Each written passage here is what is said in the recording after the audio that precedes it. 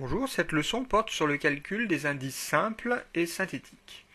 Alors, qu'appelle-t-on un indice? Bien, il s'agit tout simplement d'un nombre qui permet de mesurer la variation d'un phénomène, en général un prix ou une quantité, entre deux périodes différentes. Nous allons distinguer deux catégories d'indices. Tout d'abord, les indices simples, si l'étude porte sur une seule grandeur, par exemple le prix d'un seul produit, et d'autre part, les indices synthétiques, si l'étude porte sur plusieurs grandeurs qui sont étudiées simultanément. Alors, qui calcule des indices? Bien, par exemple, l'INSEE publie régulièrement plusieurs centaines d'indices économiques. Alors, parmi ceux-ci, on peut citer l'indice des prix à la consommation, qui est un indice mensuel, qui sert notamment à la revalorisation du SMIC ou de certains contrats privés comme les pensions alimentaires par exemple. L'INSEE calcule aussi l'indice de référence des loyers, qui est un indice trimestriel basant au premier trimestre 2006, qui permet de calculer l'augmentation maximale annuelle des loyers pour les locaux à usage d'habitation. Le calcul des indices est fortement utilisé aussi par les bourses de valeur, qui calculent des indices boursiers permettant de suivre l'évolution du cours des actions ou d'autres produits financiers sur les marchés nationaux et internationaux. À Paris, l'indice phare est l'indice CAC 40, qui est composé de 40 sociétés jugées les plus représentatives du marché, base 1000 au 31 décembre 1987. C'est un indice qui est publié toutes les 30 secondes. D'autres indices boursiers existent en France ou à travers le monde. De nombreux organismes publics, comme des ministères ou des organismes privés, comme des syndicats, publient des indices. C'est aussi le cas des organisations internationales comme le Bureau international du travail ou l'ONU. Et enfin, les entreprises peuvent calculer des indices, disons, maison, pour suivre l'évolution, par exemple, du prix des matières premières, ou de leur production, ou de leur vente, etc.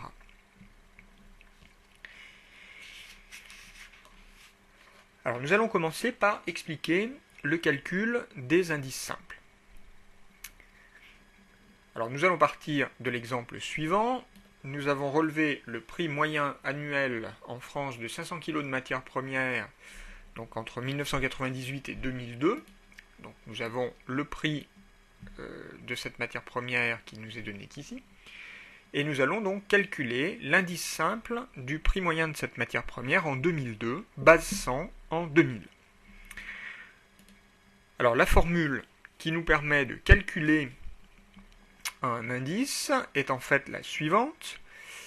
L'indice de l'année 1 par rapport à l'année 0 est égal à la valeur de l'année 1 divisée par la valeur de l'année 0 multipliée par 100. Ici, nous cherchons l'indice de 2002 par rapport à 2000. Donc nous allons prendre la valeur de 2002, la diviser par la valeur de l'année 2000 et multiplier par 100. Le prix de la matière première en 2002 est de 1490,13. En 2000, il est de 1579,93. Donc fois 100, nous trouvons 94,316. Cela signifie que ce qui valait finalement 100 en 2000, année de base, vaut en 2002 94,316, ce qui correspond à une baisse des prix, disons, de 5,7%. Nous allons ensuite calculer l'indice du prix moyen de cette matière première en 2000, base 100 en 98. Donc nous reprenons la formule. Donc nous divisons la valeur de l'année 2000 par rapport à la valeur de l'année de base. Cela nous donne 160,57. Par conséquent, ce qui valait 100 en 1998, année de base, vaut 160,57 en 2000. Donc entre 1998 et 2000, nous pouvons estimer qu'il y a eu une augmentation des prix de 60,57%. Nous allons ensuite, sur le même modèle, calculer l'indice simple du prix moyen de cette matière première en 2002, base 100 en 98.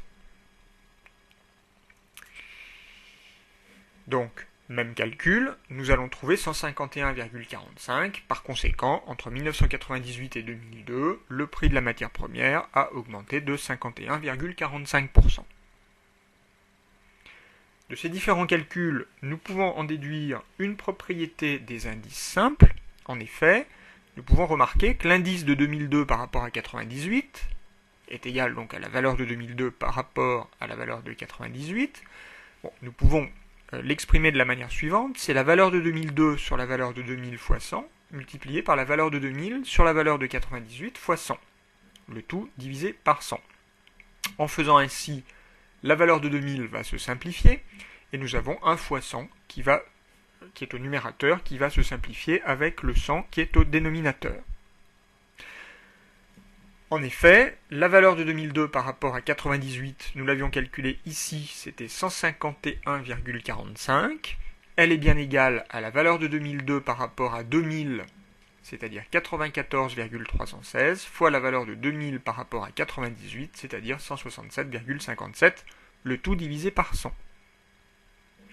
Nous en déduisons donc ce que nous appelons la propriété de transférabilité, c'est-à-dire que pour des indices simples, l'indice de la période 2 par rapport à la période 0 est égal à l'indice de la période 2 par rapport à la période 1, multiplié par l'indice de la période 1 par rapport à la période 0, le tout divisé par 100.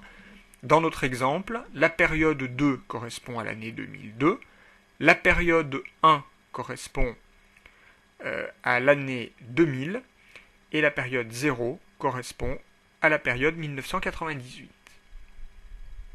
Cette propriété de transférabilité n'est valable que pour les indices simples. Passons maintenant au calcul des indices synthétiques. Nous allons partir de l'exemple suivant. Nous allons supposer que la société Chifounet a fabriqué, donc au cours du premier trimestre, 5 sortes de vêtements, et elle souhaiterait évaluer sa progression, donc elle recense les fabrications en quantité dans un tableau. Donc nous avons pour janvier, février et mars les quantités fabriquées de pantalons, jupes, vestes, chemises et t-shirts. Donc nous allons prendre le mois de janvier comme période de base, donc base 100, et nous allons calculer l'indice synthétique de fabrication des vêtements pour le mois de février, puis pour le mois de mars. Donc dans cette première méthode, nous allons faire la moyenne des indices simples. Par conséquent, nous devons commencer par calculer les indices simples. Alors, nos indices simples vont se calculer de la manière suivante. Prenons par exemple les pantalons.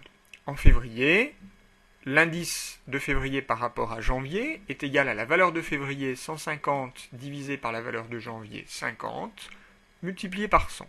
Cela nous donne un indice de 300. De la même manière, nous calculons les indices simples pour les autres types de fabrication. Pour le mois de mars, nous procédons de la même manière. Pour les pantalons, cela va nous donner 130 divisé par 50 fois 100, c'est-à-dire 260, et nous procédons de la même manière pour les autres types de fabrication. Nous obtenons alors pour chacun des 2 mois 5 indices simples. De ces indices simples, nous allons pouvoir en déduire le montant de l'indice synthétique. En l'occurrence, notre indice synthétique sera égal à la somme des indices simples divisé par le nombre d'indices simples. Donc, pour le mois de février, nous additionnons les 5 indices simples que nous avions calculés précédemment et nous divisons par 5. Nous obtenons 166. Nous pouvons donc considérer que les fabrications ont progressé de 66% entre janvier et février. De la même manière pour le mois de mars, nous ajoutons nos 5 indices simples, nous divisons par 5 et nous trouvons 167. Nous pouvons donc considérer que les quantités fabriquées au mois de mars ont progressé, ont augmenté de 67% par rapport au mois de janvier.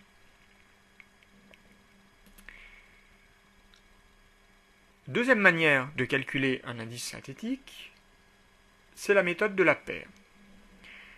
Donc cette fois-ci, nous allons travailler sur l'exemple suivant. Nous supposons qu'un agent commercial compare ses dépenses d'hôtel et de restauration pour les années 2003 et 2007. Donc pour chacune de ces 2 années, nous disposons des quantités et des prix moyens unitaires en euros pour les dépenses d'hôtel, de restaurant et de café engagées par notre agent commercial. nous allons calculer les indices simples des prix en 2007, base 100 en 2003, les dépenses de l'année servant de base, puis nous en déduirons l'indice des prix de la paire. Les indices simples des prix, bien, nous les obtenons facilement.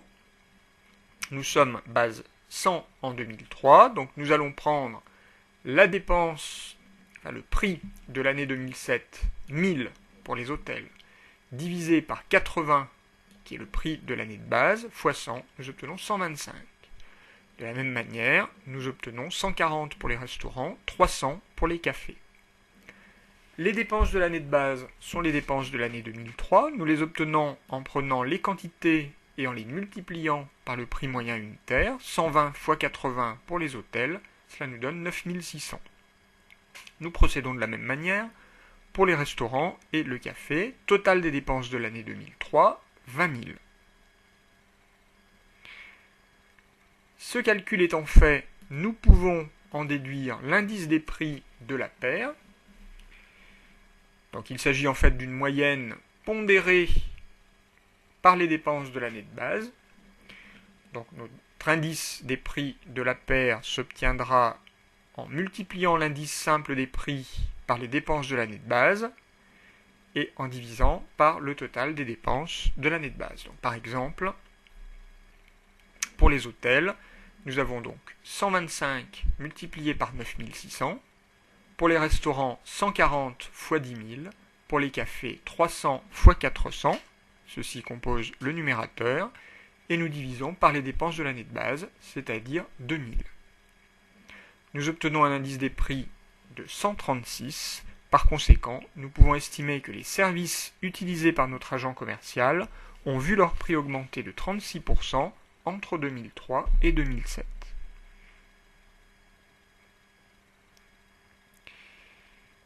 Nous pouvons ensuite calculer l'indice des prix de Pache en reprenant le même exemple que précédemment, mais cette fois-ci, la pondération ne se fera pas à partir des dépenses de l'année de base, c'est-à-dire quantité 2003 fois prix 2003, mais on retiendra les quantités 2007 fois les prix 2003.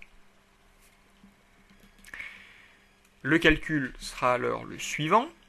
Les indices simples des prix restent les mêmes. Les pondérations correspondent aux quantités de l'année 1, par exemple 90 pour les hôtels fois les prix de l'année 0, les prix de 2003, par exemple 80 pour les hôtels. Et une fois que nous avons calculé ces pondérations, nous pouvons appliquer notre formule. Donc 125 fois 7200, plus 140 fois 7500, plus 300 fois 500, le tout divisé par le total des pondérations, c'est-à-dire 15 200. Nous obtenons alors 138,16, soit une augmentation de 38,16%.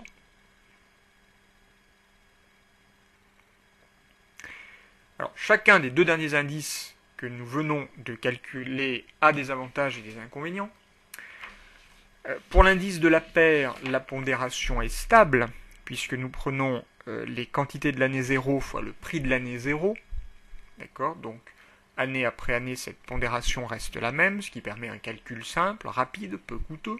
C'est la raison pour laquelle c'est l'indice synthétique qui est le plus utilisé, notamment par l'INSEE.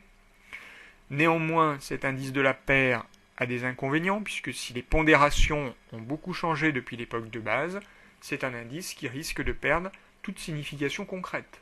C'est la raison pour laquelle il est nécessaire régulièrement de modifier l'année de base.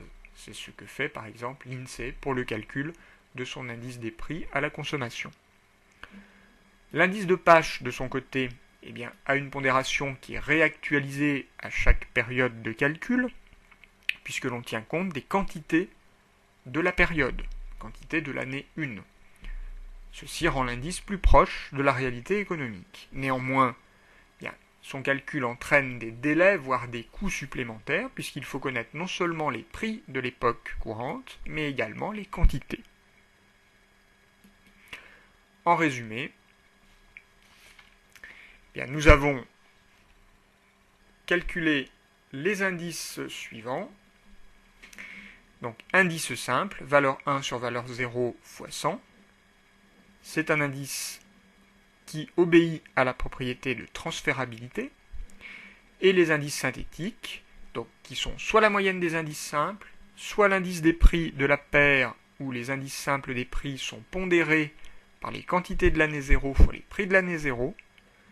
Et enfin, l'indice des prix de Pache, où les indices simples sont pondérés par les quantités de l'année courante, de l'année 1, multipliés par les prix de l'année de base, l'année 0. Ces indices synthétiques n'obéissent pas à la propriété de transférabilité.